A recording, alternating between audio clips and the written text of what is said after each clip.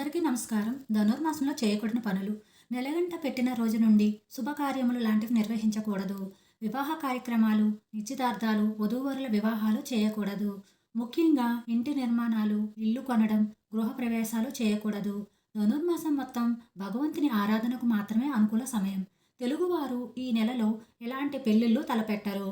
భగవంతుని ఆరాధనతో పండుగ వాతావరణంలో ఈ నెల అంతా ఉంటుంది. ఈ నెలలో చేయవలసినవి: పంచామృతాలతో శ్రీ మహావిష్ణువును అభిషేకించాలి.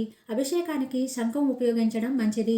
తులసి దళాలు, పూలతో అష్టోత్తర సహస్రనామాలతో స్వామిని ఆరాధించి నైవేద్యం సమర్పించాలి.